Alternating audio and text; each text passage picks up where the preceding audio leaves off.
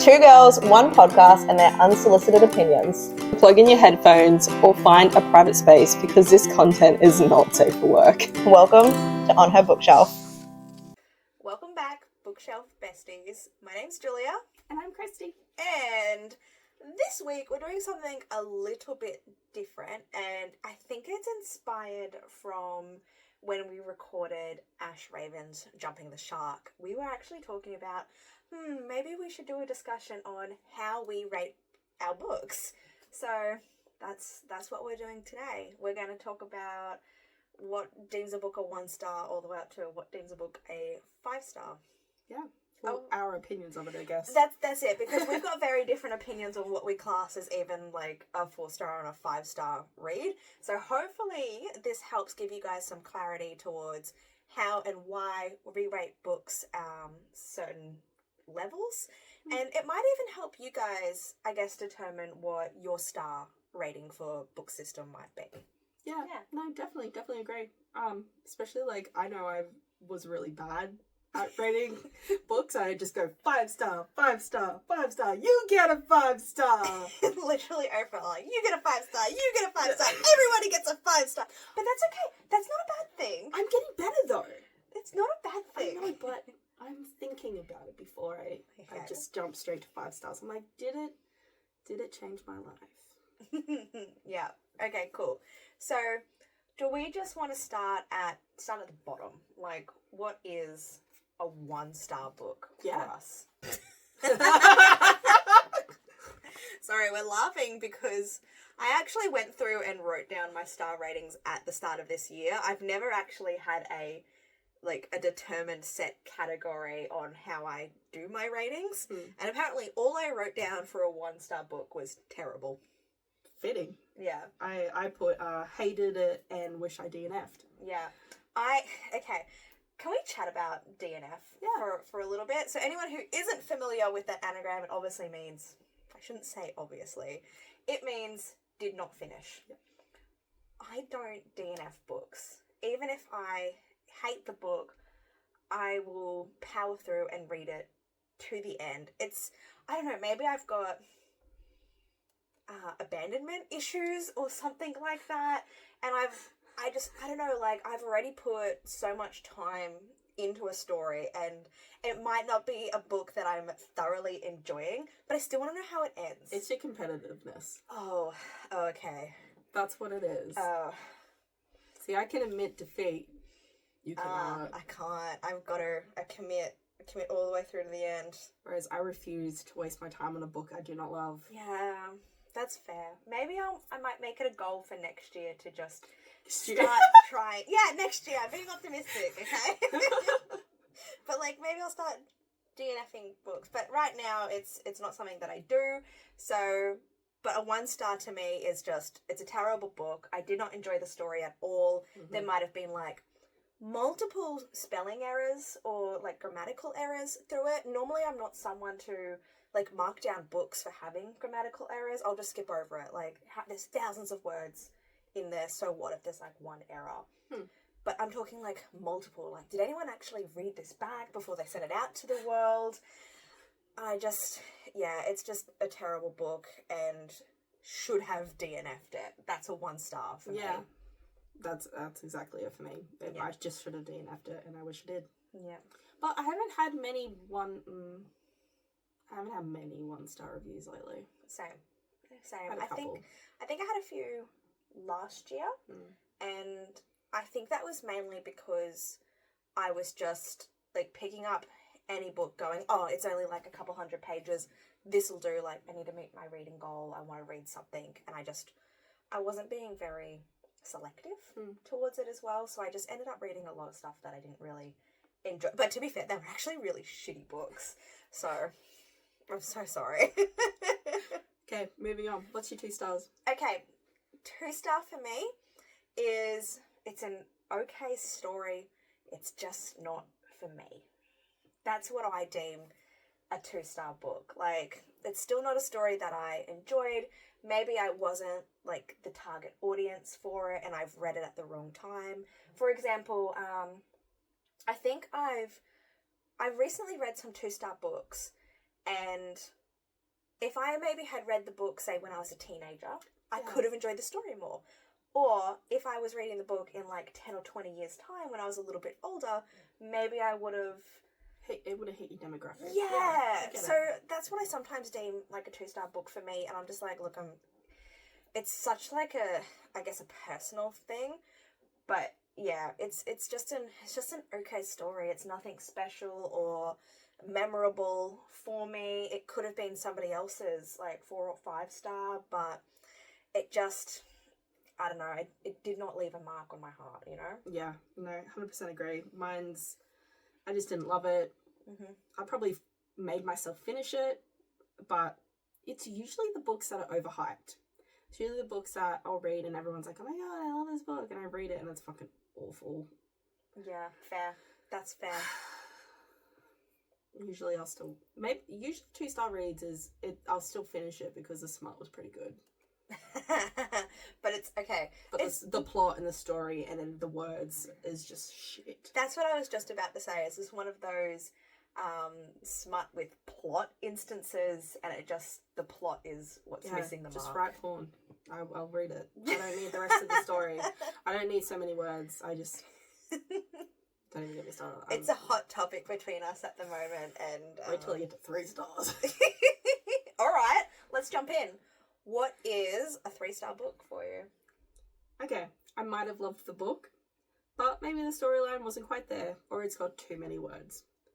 I swear I must have ADD, because if it doesn't reel me in, I can't focus, and I will skip over the words. I did that for a book recently. I just skipped through pages. Wow. And if a word jumped out, then I would continue to read. Wow, okay. But sometimes those books I would still recommend to other people. Mm-hmm.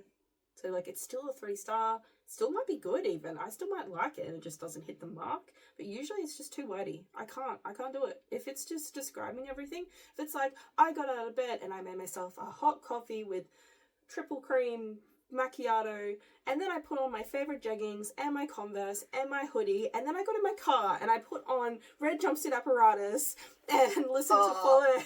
Okay. I'm going to make a slight detour for a second.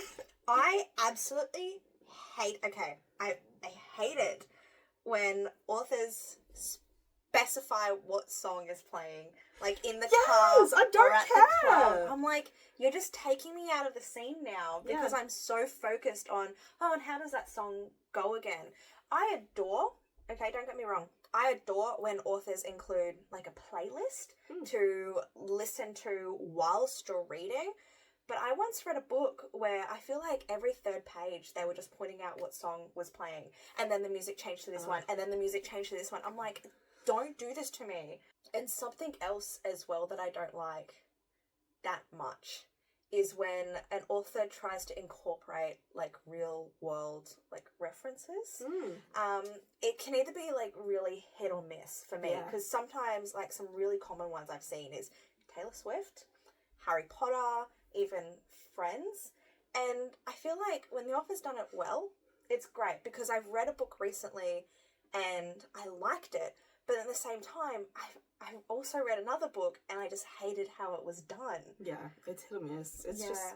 And it also, it dates your story as well too. Like it actually just locks it into a certain time period. So that's another thing. But I'm getting sidetracked. A 3-star for me. What did I write down? I put it's all right, but probably wouldn't read it again. Yes. So that's a 3-star for me too. Yeah. So I'm like, obviously there was things that I did enjoy about the story, but maybe I got bored partway through and it might have hooked me back in.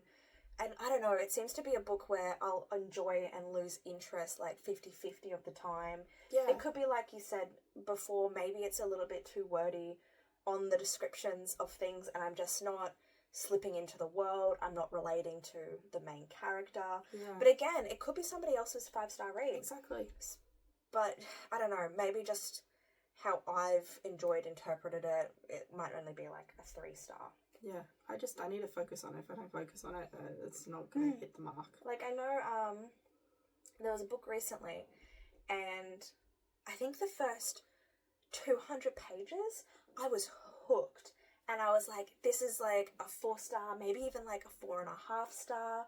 I loved where the story was going. And then, yeah, it just got really wordy. I was like, what is even the point of this story anymore? I feel like it's not even the same plot that I was reading. Wasn't enjoying it. And I'm like, okay, this might only be a 3-star. And I've kind of like hooked back into it, but I don't have the same energy that it absorbed me with like originally. So it's a 3-star. If I feel like you're just adding in words to hit the word mark, it's not for me. Yeah, that's fair. That's fair. Now we get into the good part. 4-star books. Go. Wait, before. Do you do like any like 0.25 or 0.5 or 0.75 kind of ratings? I never used to. Me either. I've only started it this year. Same. I don't really have a system for like a 0.25 or 0.5 and like what might boost a book up to there, or it's just a little bit better or a little less. Yeah. That's all it is in my books. But yeah, because you know what it was? It was because of Goodreads that and like for so long I was so strict on it is only going to be a 1, 2, 3, 4, or 5. There is no in between for me, because that was the only option they give you to rate books. And I wish it would be something that they changed, because Storygraph is another app that I use.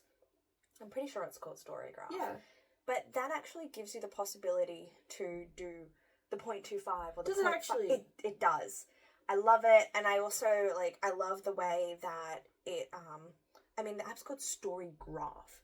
So it you can actually like go back and see between like all the books you've read, like how many pages, what were the genres, like how many of certain authors that you've read. I really like it. It just gives you that little bit more than Goodreads, but Goodreads, in my opinion, is that it's more social. You know, you can kind of see what everybody else is reading, and it's a bit easier to see what everyone's rating and talking about books. And that's where I definitely go to see reviews to see if I want to read a book. Same. But I use both apps. So I use both Goodreads and I use Storygraph. Just to check it out. I do want to check it out. Please do. I think it's fun. You can buddy read on it, which is cool. What? Yeah. I didn't know that. I don't know how it works, but you can buddy read, so you can see where others are up to, and it doesn't show you, like, you know how you can like leave notes and highlights and stuff. It won't show you what, say, if we're both reading it. It won't show you, say I'm on chapter 5 and you're on chapter 4. It's not going to show you what I've highlighted in chapter 5. That's kind of sick. Until you get up to that. That's sick. I was like, that's so cool. So I think we should start using it. Maybe. I like that. Yeah. Because like something I like about my Kindle is obviously I can highlight on there. But what I found annoying was when you can see like 2,346 other people have also highlighted this section. So I turn that feature off. Because I feel like when I see people highlighting like certain bits, I go, and it's not a highlight for me. I'm like, did I miss something here? Yeah. Why are people highlighting this? Why are so many people resonating with that sentence and it doesn't hit for me? So I turn it off. Yeah, fair. Yeah. I haven't seen that because I don't have a Kindle. So. I'm pretty sure you can do it on the app though as well. It doesn't have that option. Maybe your settings are just off, but it's a good thing. You don't need to see I don't it. want that, because then I'd be like, oh, someone else likes that. I don't like it. Yeah. I go back into my, like, I read it first. Fucking idiot. Wow. Okay, 4 stars. Okay, 4 stars. Me Sure. first? Yeah. Okay. A 4-star book. It's very, very, very good read. Would recommend it, but there was just something missing. Yeah. It's a book that I would probably read again. These 4-star books are books I would still keep on my bookshelf as well. Sorry. I like that little plug. Because you know what, I'm gonna have to give the pod a library tour one day, because I have heaps of books. Oh my god. It's a collection. Your bookshelf is my dreams. Yes, thank you. Like, Say I love more. my bookshelf, but Say your more. bookshelf is Say just more. gorgeous. I've got like 3 really tall ones and then 3 half ones, and they're just overflowing at the moment. Yeah, and then you've just got piles. It's a problem. It's a good problem to have. Yeah. It could be drugs. It could be crack. Anyways, anything less than a 4-star, it is not staying on my bookshelf. Wow. Okay. Yeah. Because I have so many books. I don't want to be holding onto or hoarding stories that I'm never going to read again. I would much rather donate them back to charity, because obviously we do buy a lot of secondhand books from like op shops and stuff like that. And I'm also really fond of like little free libraries that pop up all around this place. I would much rather pass the book on. Maybe somebody else can get some enjoyment out of it. Yeah. But those 4-star books, they are staying on the shelf. Yeah. There's just something about it that was missing it from being a 5-star. And I think when we get into the 5 stars, we'll be able to determine why. Yeah. 4-star, I could still be like in someone's face, like, read this book. Yeah. But it just didn't quite hit the mark. I get it. My 4-star is, I loved it so much. Maybe it was missing something, didn't hit the mark, but still left like a big imprint. Like it could have still made an impact. Like it's still a memorable story. Yeah. And yeah, I would shove it in anyone's face as a recommendation. Yeah. It's still like top tier. It's just not life-changing. Yes. So 5 stars, because I feel like we can't really talk about 4-star without talking about the 5-star. Yep. So 5-star for me, I fucking love it. I am obsessed with it. Maybe I will read it on repeat. Like it is my new personality. Yep. Like it's okay. A 5-star book for me, for example. Okay. And this is Go. This is going to make me feel so vulnerable. But Sarah J. Maas, for example, she was like a 5-star author. I read like Throne of Glass and Akatar. But after I read A Court of Thorns and Roses, I read that on like repeat until I was ready to move on to Mist and Fury. And so like my copy of A Court of Thorns and Roses is fucking tattered. Like it's falling off from the spine and stuff. I loved the story that much. Like living, like it was all I wanted to like live and breathe. It's the only thing I wanted to like consume. Just absolutely obsessed. Like we have tattoos from this series. Yeah. Like that's how obsessive we were with it. Yeah. And obviously when I got to like Mist and Fury, holy shit, did that Life-changing. Absolutely absolutely life-changing. Literally. And I think for like several years, all I read was just Sarah J. Maas books. She would release another one, I would reread from the beginning. Yep. And then like I would love it so much, I would just do it again. It was literally my whole personality. So any 5-star book, It's got to live up to that. it's standard. just, you will never forget. They're kind of, sorry, here's a good one. They're the kind of books that, like, I'll hear music while I'm reading. These are the kind of stories that just, I'm so absorbed in it, I don't see the time passing. For example, when Bryce made the drop, I heard music. And that's such a difference in like a 5-star read, is like, that story is just, I am in that world. I can see everything, like, so clearly, and it's just life-altering. Yes. Hands down agree. Like I'm even getting like, I know, I'm getting warm and goosebumps. fuzzy just talking about 5-star It books. says a lot, because how long ago did we read these books? Like what, 10 years ago now? It's still not quite. Oh, actually, Throne of Glass. Yeah. A long time ago. Oh my. For a story to hit that hard and to still, like, I'll compare every book to those series. And like, did it change my life? But yeah, 5 stars for me is definitely life-changing, life-altering. I will think about it till the rest of time. I will, if anybody asks me what my favourite book is, I'll be like, here you go, read it. Like, no questions, no answers, just read the fucking book. Usually I will be depressed when I finish it. Oh, they're the ones that send you into like the worst The reading spiral slumps. into a slump. I remember when I finished Kingdom of Ash, I didn't read for almost a year. Yeah. I was so depressed. You know what story sent me into a reading slump? Like a really bad reading slump? Is it Twilight? Maybe. Though, okay, confession. I was like, when I did read New Moon, I actually sat in my backyard with a box of tissues, bawling my eyes out as I read the book. I threw my book. I threw it and I was so depressed. Let's not go into the Twilight spiral, because we still have to do our New Moon episode, so we can talk about that more then. Yeah. Okay, but I think it was either it was Vampire Academy Yeah. or The Mortal Instruments. Yeah. And they sent me into, like, the biggest reading slump, which was terrible. But also not bad, because I was at uni at the time, so I kind of needed to focus on my studies. But when I finished those, I was like, what do I even do with my life? I think I binge read the series within a month, which was so quick considering, like, how thick those books are. And, yeah, I, like, didn't know what to do with myself. Same. But in saying that, they were, like, 5-star reads for me back when I was the target, like, age group for them, the target demographic. I really want to go back and read some of my favourite books from, like, when I was a teenager, like the Fallen series, for example. Oh. But I just don't know if it's going to hit the same way anymore. That's another way to tell if it's a 5-star read, is if you can go back and read it and still think it's a 5-star read. Of course, I've already reread all of SJM's, but every time I reread, it's still 5-star. Yes, yeah. Whereas, like, I think, was it Lauren Kate that did Fallen? Yeah. They were 5 stars when I was, like, first getting into reading. Like, Fallen. I was transitioning between, like, children's books and getting into YA. And I read Fallen, and I was just obsessed with the story. But now, like, there's not a lot that I remember about the books. I just remember that I really liked it.